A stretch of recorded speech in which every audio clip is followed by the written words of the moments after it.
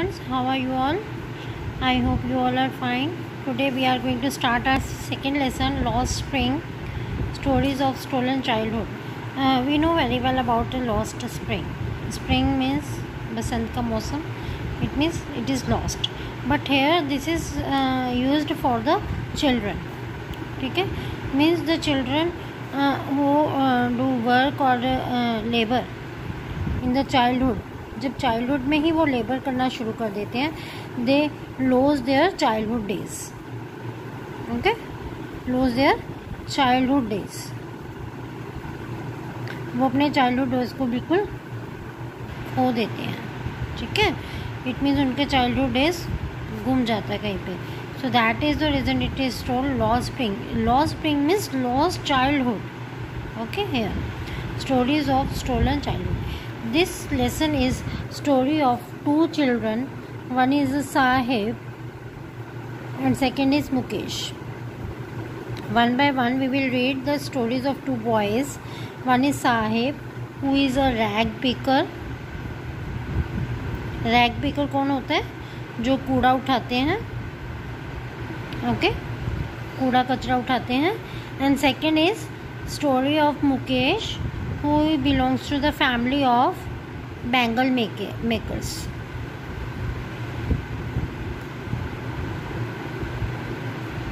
Okay, clear? Sahib had come from Dhaka. Dhaka का रहने वाला है वो. And he is from Firozabad. Firozabad जो चूड़ियों के लिए बहुत मशहूर है. Okay, so let's start the story. Let's read firstly about Anis Jung. She was born in Rourkela and spent her childhood and adolescence in Hyderabad. She received her education in Hyderabad and in the United States of America. Her parents were both writers. Anis Jung began her career as a writer in India. She has been an editor and columnist for major newspapers in India and abroad and has authored several books. The following is an excerpt from her book titled Lost Spring. इसके बाद आप underline करोगे because this will be the main line for the theme. क्योंकि आपका इस story में एक question बनता है, what is the theme of the story.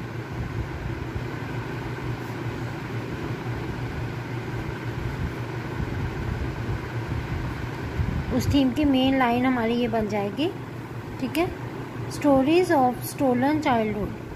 Here she analyses, यहाँ से she analyses the grinding poverty and traditions which condemn these children to a life of exploitation. Condemn means force. ठीक है, grinding poverty means too much poverty, यानी बहुत ज़्यादा गरीबी. and traditions, देखो जो साहिब है, साहिब की स्टोरी एक पुअर पर्सन की स्टोरी है. पुअर है इसीलिए रैग पिकिंग है. और जो मुकेश की स्टोरी है वो ट्रेडिशन की स्टोरी है. ट्रेडिशन के ऊपर बेस है कि जो उनके पुराना ट्रेडिशन है वो बैंगल मेकिंग का फादर भी करते थे, ग्रैंड फादर भी करते थे, उनके फादर भी करते थे, तो इसीलिए उसको भी करनी पड़ेगी, तो वो ट्रेडिशन होगी. ठीक है, तो इन दो चीज़ों के बारे में बताया है, पॉवर्टी और ट्रेडिशन के बारे में बताया है. which condemn means which force these children to a life of exploitation. जो इन बच्चों की लाइफ को एक्सप्लॉइट करने के लिए फोर्स करता है, कि वो उनको ऐसी लाइफ जीने के लिए फोर्स करता है जिसमें उनका एक्सप्लॉइटेशन होता है. Okay, so first of all we are going to start a story of Sahib. Sahib has spoken this line. Sometimes I find a rupee in the garbage.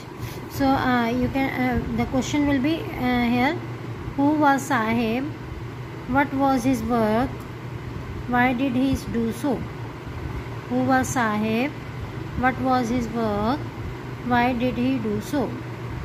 Okay, so first of all the narrator asked him, why do you do this, आप ऐसा काम क्यों करते हो.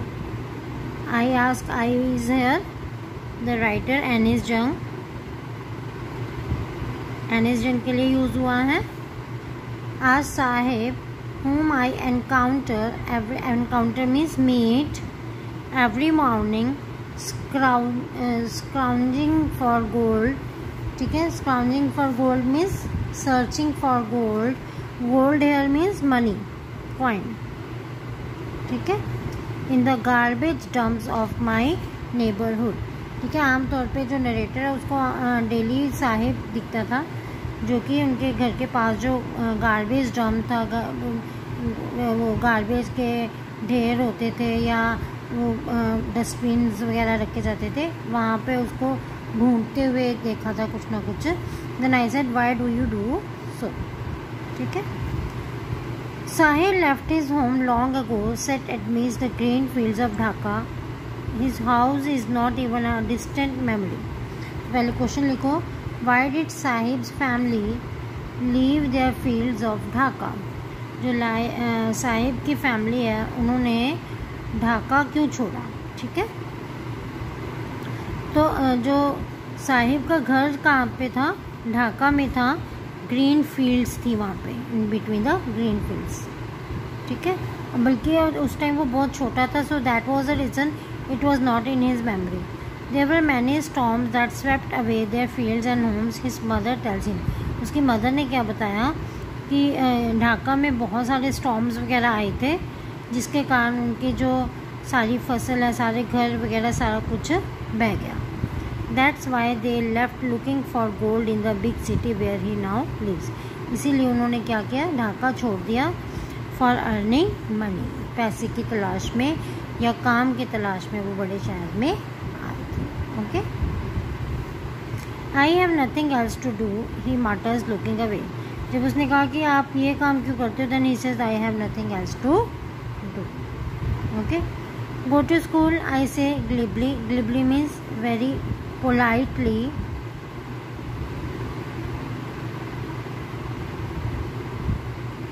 Okay, realizing immediately how hollow the advice must sound.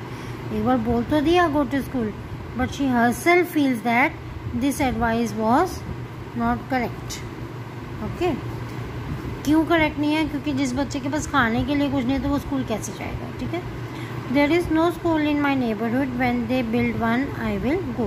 तो अगर दे किसके लिए यूज़ हुआ है, गवर्नमेंट के लिए। गवर्नमेंट की तरफ से अगर कोई स्कूल खुला वहाँ पे तो मैं चला जाऊँगा, बट अदरवाइज़ हमारे एरिया में कोई भी स्कूल नहीं है।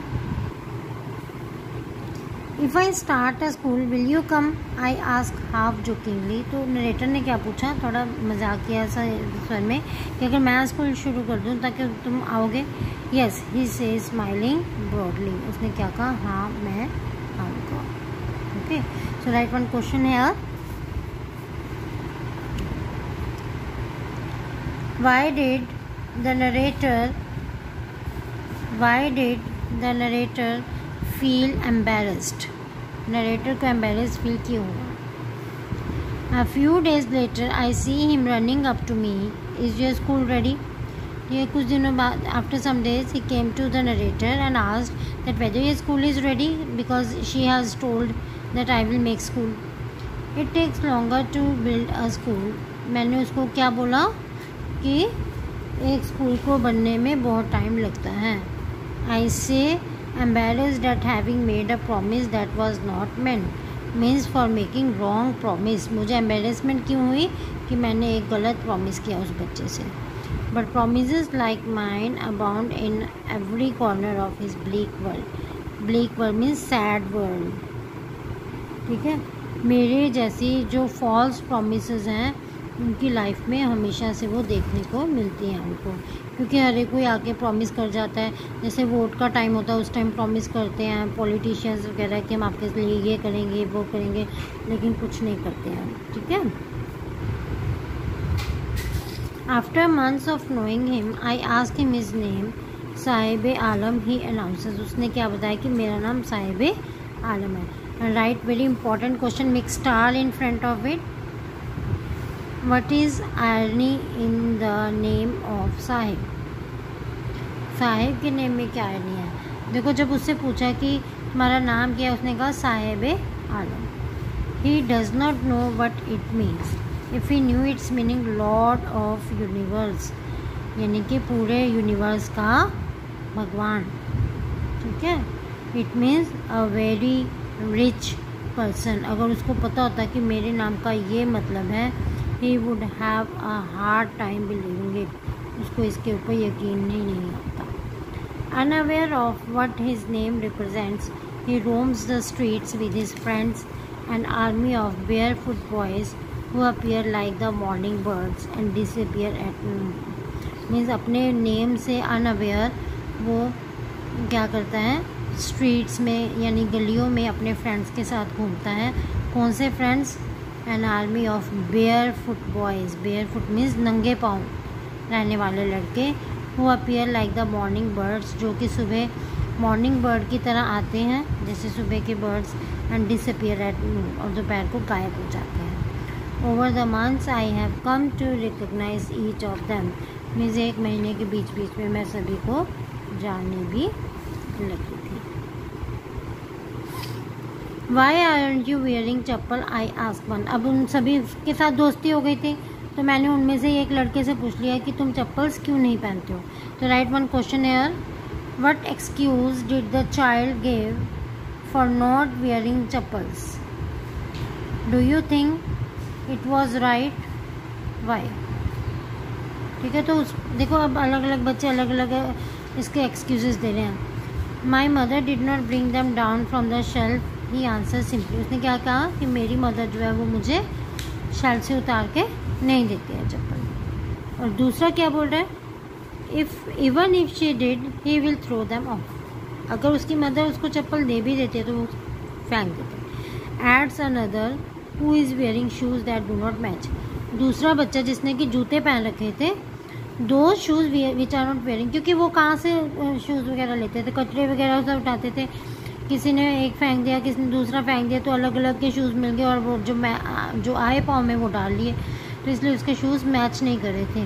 Y comment on it. जब मैंने उसके शूज़ पे कमेंट किया, he shuffles his feet and says nothing. उसने अपने शूज़ को क्या किया, पीछे को छुपा लिया और कुछ भी नहीं बोला. I want shoes says a third boy who has never own. अब 3 बॉयज़ की बात होगी. पहला जिससे चप्पल के बारे में पूछा, दूसरा जिसने वो अलग अलग तरह के जूते पहने हुए थे, तीसरा वो लड़का जो बता रहा था कि मुझे शूज़ चाहिए. Who has never own a pair of all his life. एक ऐसा लड़का जिसको अपनी ज़िंदगी में कभी भी जूते नहीं मिले. Travelling across the country I have seen children walking barefoot. ठीक है, मतलब कि मुझे इधर उधर घूमते हुए मैंने बच्चों को देखा था नंगे पाँव घूमते हुए. In cities on village roads. It is not lack of money but a tradition to stay barefoot is one explanation. ये एक सिंपल सी एक्सप्लेनेशन है, यानी एक्सक्यूज़ है. ये पैसे की कमी के कारण नहीं बल्कि हम अपने ट्रेडिशन के कारण नंगे पाँव हैं, ये एक एक्सक्यूज़ है. आई थिंक कि इन बच्चों का भी इसी तरीके से एक्सक्यूज़ थे.